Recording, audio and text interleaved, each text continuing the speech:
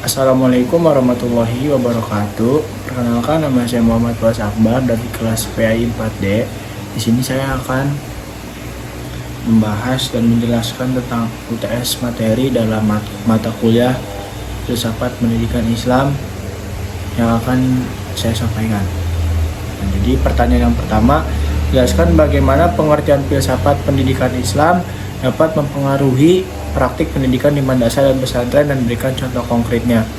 Nah, jadi filsafat pendidikan Islam menekankan pada refleksi mendalam mengenai tujuan, prinsip, dan juga metode dan juga nilai-nilai pendidikan yang berlandaskan pada ajaran Islam. Nah, selain berlandaskan ajaran Islam, filsafat juga yang mempengaruhi praktik pendidikan di madrasah dan pesantren juga menggunakan sumber dari ajaran Islam tersebut.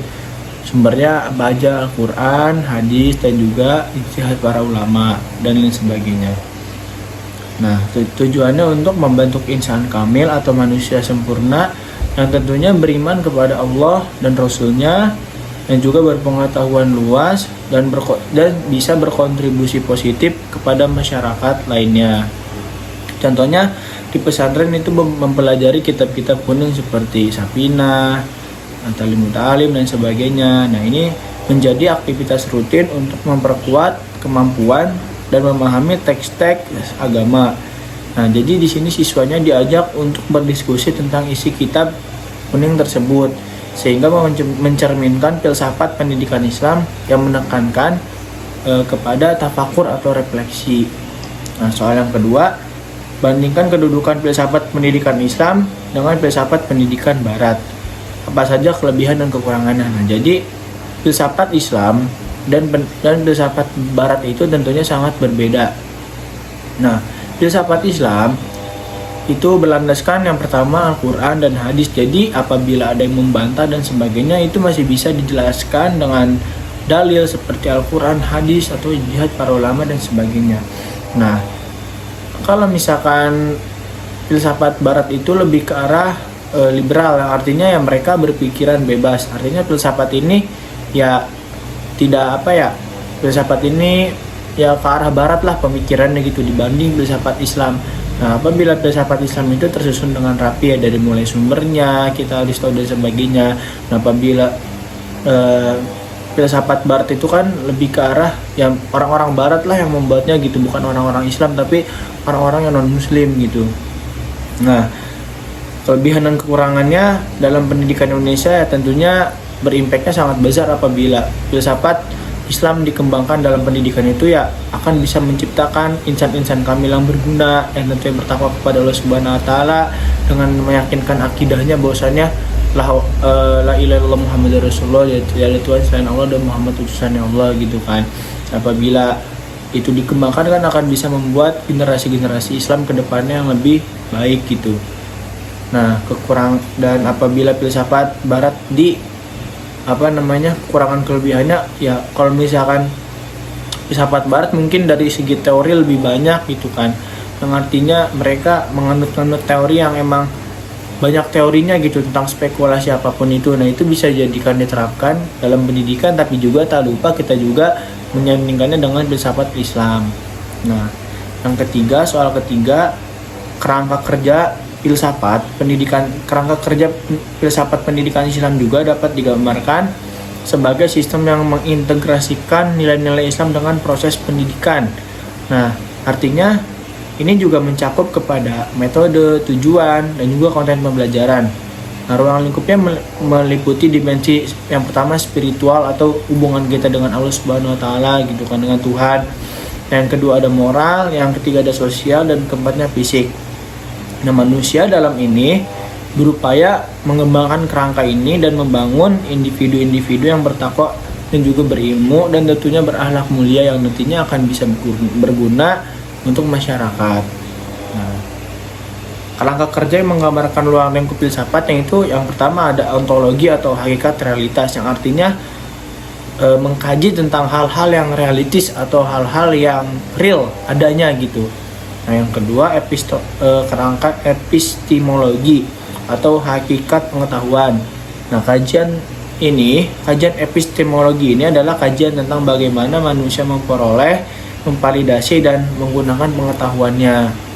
Yang ketiga ada aksiologi atau aksi hakikat nilai. Nah, ini membahas tentang nilai seperti moral, estetika, dan etika yang tentunya ini sangat bermanfaat untuk kehidupan, artinya bisa menerapkan nilai-nilai dan moral yang baik sehingga masyarakat pun segan kepada kita, apalagi menerapkannya dengan mencampurkan gitu hal islami yang seperti kita harus jujur, kita harus bertakwa kepada Allah Subhanahu wa taala dan sebagainya. Nah, elemen-elemen yang harus dipertimbangkan dalam pembangunan kurikulum pendidikan Islam itu yang pertama ada landasan filosofis dan teologis, yang keduanya ada tujuan pendidikan, yang ketiganya ada metode pembelajaran, yang keempatnya ada peran guru, pengembangan karakter, dan juga evaluasi dan penilaian. Nah, soal keempat, dalam konteks modernisasi pendidikan Islam, bagaimana gitu saya dapat menerapkan prinsip filsafat pendidikan Islam untuk mengatasi tantangan yang dihadapi oleh lembaga pendidikan Islam saat ini? Jawabannya, saya bisa yang pertama, saya akan mengintegrasikan ilmu agama dan sains, yang artinya mencampurkan, tapi walaupun mencampurkan tapi tidak memisahkan konteksnya, yang artinya walaupun ada sains yang terbaru, tak lupa juga memasuki segi-segi agamanya gitu, apalagi kan kita agama Islam, artinya walaupun kita mengintegrasikan tapi kita tidak membedakan gitu. Nah, yang kedua ada peningkatan kompetensi guru. Nah, artinya peningkatan kompetensi guru ini penting gitu kan untuk pendidikan. Nah, yang ketiga ada pendidikan karakter, dan keempat membangun lingkungan Islami. Pendidikan karakter ini sangat penting karena karakter adalah gambaran dari diri kita yang sebenarnya. Artinya prinsip pendidikan filsafat Islam ini dengan jalan pendidikan karakter bisa kita terapkan, yang artinya bagaimana berkarakter akhlakul karimah seperti jujur, berbuat baik kepada orang, tanggung jawab, sopan santun gitu dan sebagainya.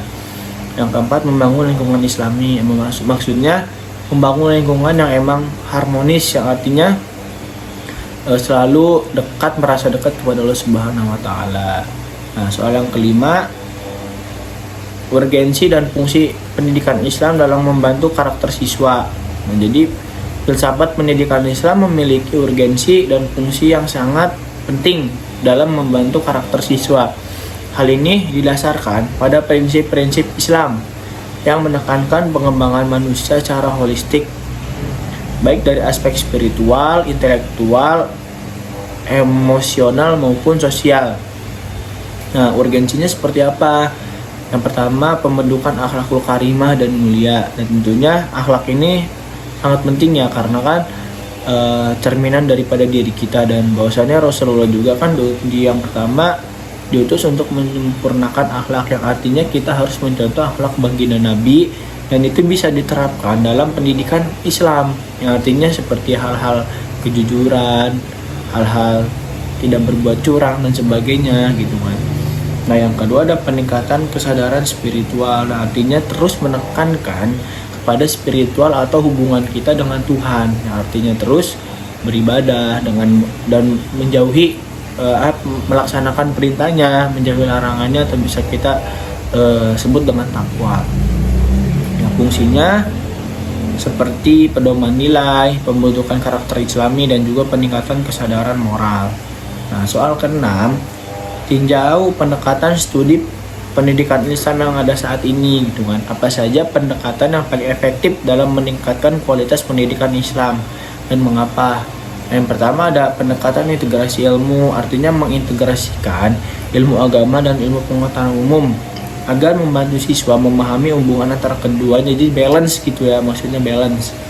Nah, yang kedua pendekatan teknologi, jangan sampai kudet atau ketinggalan teknologi, apalagi itu kan pendidikan umum maupun pendidikan secara Islam, kita harus mengenal teknologi karena kan teknologi adalah pengembangan dari zaman ke zaman gitu, artinya diperlukan dan dibutuhkan gitu.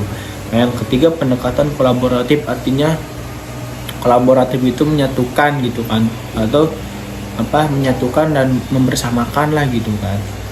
Nah, yang soal ketujuh,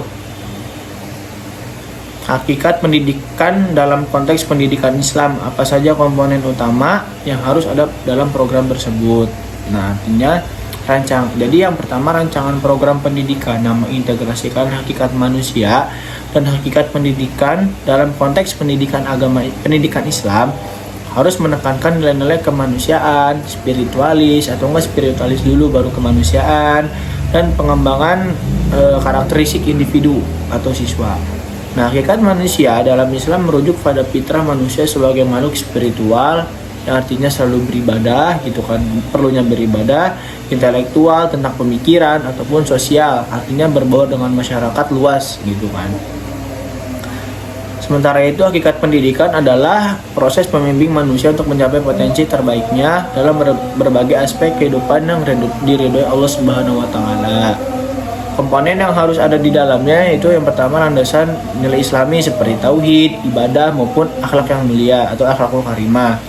Nah, yang kedelapan, dalam konteks demokrasi pendidikan, bagaimana melihat peran filsafat pendidikan Islam dalam menciptakan sistem pendidikan yang inklusif dan adil. Dalam konteks demokrasi pendidikan, filsafat pendidikan Islam memiliki kontribusi yang signifikan dalam menciptakan sistem pendidikan yang inklusif dan adil. Ajaran Islam secara eksplisit menekankan pentingnya akses yang setara terhadap pendidikan bagi semua individu. Jadi setara gitu ya, tidak membeda-bedakan dan tidak menjelekkan. Nah, contohnya seperti apa? Menerapkan nilai keadilan sesama siswa, artinya guru gitu kan. Dalam pendidikan Islam ini tidak membeda-bedakan mana siswa yang berkebutuhan khusus maupun siswa yang normal, artinya guru harus bisa mengadilkan keduanya gitu. Nah, yang kedua, beasiswa pendidikan. Beasiswa tidak hanya diberikan kepada mereka atau siswa yang mohon maaf secara batinnya atau secara fisiknya normal saja, tapi juga harus diberikan kepada mereka yang mungkin berkebutuhan khusus atau memiliki kekurangan. Nah, artinya itu kan relevan dalam hal keadilan gitu kan. Mungkin itu saja yang bisa saya sampaikan. Kurang lebihnya mohon maaf. Wassalamualaikum warahmatullahi wabarakatuh.